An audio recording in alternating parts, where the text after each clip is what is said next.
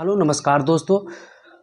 19 अप्रैल को बिहार के 4 लोकसभा क्षेत्रों में चुनाव है और उसकी तैयारियां जोरों शोरों से चल रही है। 22 से 28 तक जो नामांकन का तिथि है, इसमें सभी प्रत्याशी अपना अपना नामांकन करा लेंगे।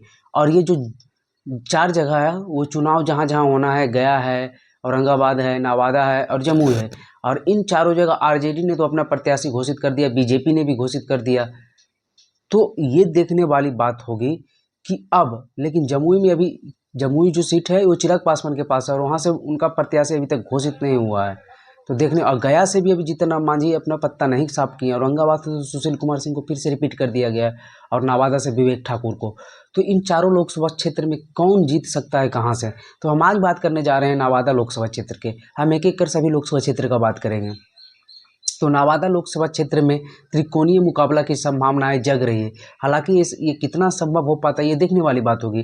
कहा यह जाता है कि आरजेडी नवादा का मतलब राजबल्लभ यादव होता है और राजबल्लभ यादव के ही परिवार से फूट हो गई है आरजेडी में। दरअसल मामला ये है कि लोकसभा चुनाव को लेकर आरजेडी ने राजबल्लभ परिवार के किसी भी सदस्य को टिकट नहीं दिया। राजबल्लभ परिवार की तैयारियां 2 साल से थी और टिकट लेने के फेरा में उनके भाई विनोद यादव काफ़ी दिनों से लगे हुए थे। लेकिन आरजेडी परिवार ने उन्हें इस बात का एहसास करवाया कि जब एमएलसी चुनाव में नवादा से आरजेडी ने श्रवण कुशवाहा को टिकट दिया था तो अशोक यादव निर्दलीय लड़के इलेक्शन जीत लिए थे। तो उस समय आरजेडी नवादा ने अलग ही रुख अपना लिया था। तो इसे देखते हुए तेजस्वी यादव ने फिर से लोकसभा चुनाव में श्रवण कुशवाहा को ही टिकट दे दिया और विनोद यादव राजबल्लभ के भाई को नहीं दिया। तो इसका विरोध करते हुए राजबल्लभ परिवार के ओर से विधायक विभा देवी नवादा, प्रकाशवीर रजौली विधायक, ये दोनों आरजेडी नवादा से अलग होकर राजबल्लभ के साथ चले गए हैं। और आरजेडी नवादा की ओर से जो हाई लेवल के जैसे लालू और तेजस्वी ने जिन्हें टिकट दिया वो श्रवण कुशवाहा हैं। और नवादा जिला अध्यक्ष के साथ बहुत सारे नेता इनके साथ भी हैं, लेकिन कुछ नेताओं ने राजबल्लभ के साथ जाना मंजूर कर लिया है। और राजबल्लभ के भाई ने निर्दलीय इलेक्शन लड़ने का भी ऐलान कर दिया है, विनोद यादव। वही बात कर ले बीजेपी की ओर से, तो बीजेपी की ओर से इस बार विवेक ठाकुर को टिकट दिया गया। इससे पहले ये सीट एलजेपी के पास थी और यहाँ से चंदन सिंह सांसद थे। चंदन सिंह का इस बार किसी भी पार्टी से टिकट नहीं दिया गया। देखने वाली बात होगी कि क्या वो निर्दलीय लड़ पाते हैं, क्योंकि वो भी भूमिहार जाति से और सूरजभान सिंह के भाई कहे जाते हैं। सूरजभान सिंह की पकड़ भूमिहार जाति पर मानी जाती है।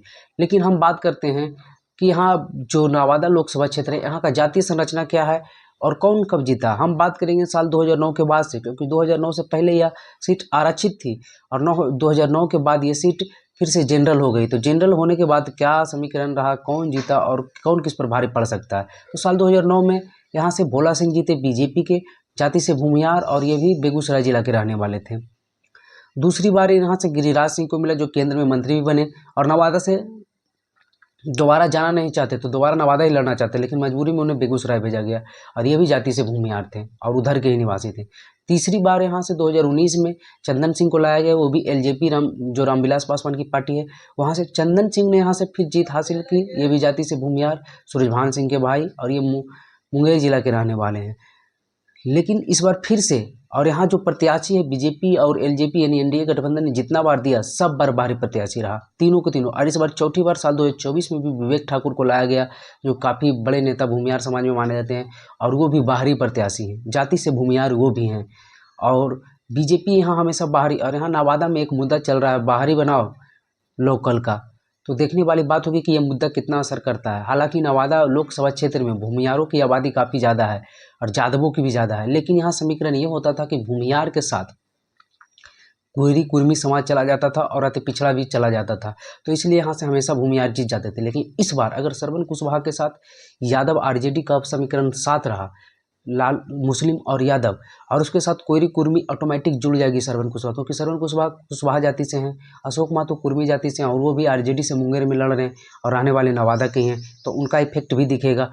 तो ये दोनों जातियां अगर इनके साथ जुड़ जाती है और यादव में अगर फूट नहीं होती है तो ये सीट श्रवण कुशवाहा निकाल लेंगे।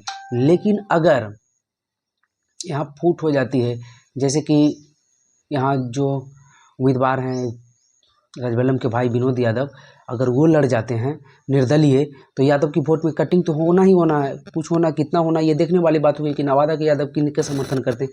लेकिन जो दिख रहा है उसमें ज़्यादा समर्थन नहीं मिल रहा है, और मुसलमान तो हमेशा आरजेडी को करेंगे, क्योंकि वो वोटिंग जो करते हैं वो सोच समझ के, क्योंकि आरजेडी उम्मीदवार अगर वोट इधर से उधर हुआ तो हारना आरजेडी उम्मीदवार को ही है। तो मुस्लिम करेंगे यादव में कितना फूट डाल पाते विनोद यादव, ये देखने वाली होगी। अगर ज़्यादा यादव में फूट डाल देते विनोद यादव तब तो ये सीट आरजेडी के हाथ से निकल जाएगी। और इस बार सबसे बढ़िया मौका बना था आरजेडी को सीट जीतने के लिए नवादा, क्योंकि जो समीकरण बन रहा है उसमें आराम से श्रवण कुशवाहा इस सीट को निकाल पाते।